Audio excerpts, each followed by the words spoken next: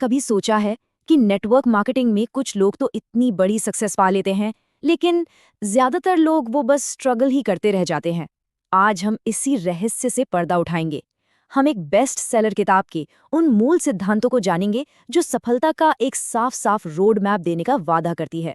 तो बने रहिए और जानते हैं कि सपनों को हकीकत में कैसे बदला जा सकता है। किताब की शुरुआत जिम रोहन के इसी शक्तिशाली विचार से होती है, और ये जो बात है ना, ये आगे आने वाली हर चीज की बुनियाद है। मतलब सक्सेस कोई लक का खेल नहीं है, कोई चांस की बात नहीं है, ये होती है बदलाव का नतीजा। नेटवर्क मार्केटिंग की दुनिया में इसका मतलब है कि सही मौके का इंतजार नहीं करना है, बल्कि खुद उस मौके को बनाना है। तो आज हम इन 6 जरूरी पड़ावों से गुजरेंगे, करोड़पति बनने के सपने से लेकर उस अनोखे रास्ते तक जो किताब हमें सुझाती है, और आखिर में उस सिस्टम को समझेंगे जो इस सब के पीछे की असली ताकत है। तो चलिए सबसे पहले हिस्से से शुरू करते हैं। ये किताब ना एक बहुत ही गहरी, एक बहुत ही कॉमन इच्छा की बात करती है, जिसे हम सब जानते हैं, और वो है फाइनेंशियल फ्रीडम और एक बेहतर जिंदगी का सपना। लेकिन सवाल ये है कि ये सपना आखिर इतने लोगों के लिए पहुंच से बाहर क्यों लगता है। देखिए, ऑथर का मानना है कि हम में से ज्यादातर लोग ना बस एक तरह से इंतजार वाली जिंदगी जी रहे हैं। ये उम्मीद कर रहे हैं कि भाई किस्मत कभी तो बदलेगी। लेकिन ये किताब इसी सोच को चैलेंज करती है और जोर देके कहती है कि असली सफलता इंतजार करने से नहीं, बल्कि ठोस फैसले लेने और लगातार एक्शन लेने से मिलती है। तो फिर इसका हल क्या है? अब ये किताब नेटवर्क मार्केटिंग के बिजनेस मॉडल को एक ऐसे रास्ते के तौर पर दिखाती है जो नॉर्मल करियर के तरीकों से काफी अलग है। पर इसमें ऐसा क्या खास है, चलिए देखते हैं। इसका जो बेसिक आइडिया है ना, वो बहुत ही सिंपल है। देखिए, जब कोई कस्टमर किसी प्रोडक्ट से सच में खुश होता है तो वो क्या करता है? वो नेचुरली दूसरों को उसके बारे में बताता है, और फिर उन्हीं में से कुछ लोगों को इसमें एक बिजनेस अपॉर्चुनिटी दिख जाती है और वो खुद डिस्ट्रीब्यूटर बन जाते हैं। और इस मॉडल की जो सबसे मजेदार बात है ना, वो ये है कि ये हर किसी की पहुंच में है। मतलब शुरू करने की कॉस्ट बहुत कम, छोड़ने का कोई झंझट नहीं, ऑफिस या स्टाफ की भी कोई जरूरत नहीं है। ये इसे एक ऐसा ऑप्शन बनाता है जिसे कोई भी अपनी मौजूदा नौकरी के साथ साथ शुरू कर सकता है। और इस बात का सबसे बड़ा सबूत तो ऑथर की खुद की कहानी है। उनका सफर सोचिए, एक छोटे से गांव से शुरू हुआ, वो एक बड़े कॉरपोरेशन में टॉप मैनेजमेंट तक पहुंचे। लेकिन फिर नेटवर्क मार्केटिंग में बुरी तरह फेल हो गए, दिवालिया होने की नौबत आ गई थी। उनकी जिंदगी में असली टर्निंग पॉइंट तब आया जब उन्होंने सब कुछ जीरो से फिर से शुरू किया, लेकिन इस बार एक टेस्टेड, एक प्रूवन सिस्टम के साथ। तो चलिए अब आते हैं किताब के सबसे जरूरी हिस्से पर, मतलब सक्सेस का असली ब्लूप्रिंट क्या है। ये सेक्शन हमें वो माइंडसेट और वो प्रिंसिपल्स बताएगा जिन्हें सक्सेस के लिए एकदम जरूरी माना गया है। सबसे पहला और सबसे जरूरी प्रिंसिपल वो है विश्वास, अटूट विश्वास।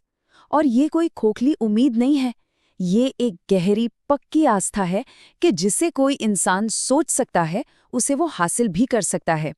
और यही विश्वास वो फ्यूल है, वो ताकत है जो रिजेक्शन और डाउट के टाइम पर भी आगे बढ़ाता रहता है।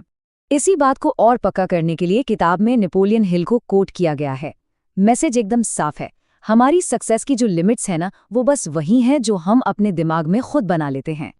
और फिर आता है दूसरा प्रिंसिपल जो बहुत ही क्रिटिकल है, मतलब सिस्टम के आगे 100% सरेंडर कर देना। किताब इस पर बहुत जोर देती है कि सक्सेस का मतलब हर बार पहिए को दोबारा बनाना नहीं है, बल्कि इसका मतलब है अपनी पुरानी आदतों को छोड़कर खुद को पूरी तरह से एक ऐसे सिस्टम को सौंप देना जो हजारों लोगों के लिए पहले ही काम कर चुका है। ऑथर के अपने शब्द इस बात को बिल्कुल साफ कर देते हैं। वो कहते हैं, सक्सेस के पीछे कोई राज नहीं होता, पर सफलता के पीछे एक सिस्टम जरूर होता है। मतलब साफ है, ये कोई जादू नहीं, बल्कि एक प्रोसेस का नतीजा है। एक ऐसा सिस्टम जिसे अगर लगातार फॉलो किया जाए तो प्रिडिक्टेबल, मतलब पहले से सोचे हुए रिजल्ट्स मिल सकते हैं। लेकिन एक सवाल उठता है, अगर सक्सेस का रास्ता इतना ही साफ है तो फिर इतने सारे लोग फेल क्यों हो जाते हैं? तो चलिए अब सिक्के का दूसरा पहलू भी देखते हैं और जानते हैं असफलता के वो सबसे कॉमन कारण जो इस किताब में बताए गए हैं। सारा खेल माइंडसेट का है। किताब के हिसाब से जो लोग फेल होते हैं वो इस बिजनेस को एक लॉटरी टिकट की तरह देखते हैं। उन्हें लगता है कि वो रातों रात अमीर बन जाएंगे, जबकि जो लोग सफल होते हैं वो इसे एक असली बिजनेस की तरह बहुत सीरियसली लेते हैं। उन्हें पता होता है कि इसमें फोकस और मेहनत लगेगी। और हाँ, वो जो जीरो एग्जिट कॉस्ट वाली बात है ना, वो एक दोधारी तलवार है। शुरू करना तो आसान है, पर फिर हिम्मत हारना भी उतना ही आसान हो जाता है, क्योंकि कुछ खोने का डर ही नहीं होता। तो चलिए माइंडसेट से आगे बढ़ते हैं और अब बात करते हैं ठोस आंकड़ों की। ये सेक्शन हमें दिखाता है कि कैसे ये किताब सफलता को किस्मत के खेल से निकालकर एक प्रिडिक्टेबल नंबर गेम में बदल देती है। किताब का एक बहुत ही मजबूत तर्क ये है कि अगर आप इसके बेसिक रेशियोज को समझ लें तो आप नतीजों का अंदाजा लगा सकते हैं। इससे क्या होता है? इससे अनिश्चितता खत्म हो जाती है और कंट्रोल आपके हाथ में आ जाता है। अब ये सिर्फ उम्मीद की बात नहीं रह जाती, अब ये मैथ की बात बन जाती है। तो ये रहा पहला इंपॉर्टेंट रेशियो 10:7:2। इसका मतलब है आप जिन 10 लोगों से बात करेंगे उनमें से लगभग 7 लोग आपसे मिलने को तैयार होंगे और उन 7 में से 2 लोग आखिर में आपके साथ बिजनेस ज्वाइन करेंगे। ये जानना न सिर्फ रियलिस्टिक गोल बनाने में मदद करता है, बल्कि ये भी सिखाता है कि भाई देखो, रिजेक्शन तो इस प्रोसेस का एक नॉर्मल हिस्सा है। और ये दूसरा रेशियो, ये उम्मीदों को सही रखने के लिए और भी ज्यादा जरूरी है। किताब के मुताबिक आपके साथ जुड़ने वाले हर 10 नए पार्टनर्स में से सिर्फ एक ही सच में एक एक्टिव बिजनेस बिल्डर बनेगा। इसका क्या मतलब हुआ? इसका मतलब ये हुआ कि अपनी एनर्जी उन लोगों पर लगानी होगी जो सच में सीरियस हैं, जो कमिटमेंट दिखा रहे हैं। तो अब जब हमने माइंडसेट और आंकड़ों दोनों को समझ लिया है, तो हम पहुंचते हैं अपने आखिरी सेक्शन पर, जो इन सारी बातों को एक साथ जोड़कर किताब का सबसे पावरफुल मैसेज देता है। तो आखिर में किताब के हिसाब से सक्सेस इन 3 चीजों पर टिकी है। पहला, एक मजबूत क्यों होना चाहिए, मतलब सपने जो काम करने की वजह दें। दूसरा, सीखने और सिस्टम को फॉलो करने के लिए हमेशा तैयार रहना होगा। और तीसरा, ये समझना होगा कि ये कोई जल्दी अमीर बनो वाली स्कीम नहीं है।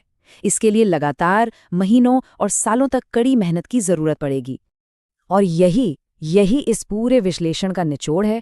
किताब का जो मेन मैसेज है वो ये है कि नेटवर्क मार्केटिंग में लंबे समय तक टिकने वाली सफलता किस्मत से नहीं, बल्कि एक प्रूवन सिस्टम को डिसिप्लिन के साथ फॉलो करने से मिलती है।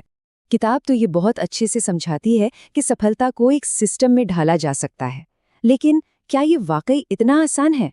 ये एक ऐसा सवाल है जो हमें यहाँ बताई गई बातों पर और गहराई से सोचने पर मजबूर करता है। इस विश्लेषण में हमारे साथ बने रहने के लिए बहुत बहुत धन्यवाद।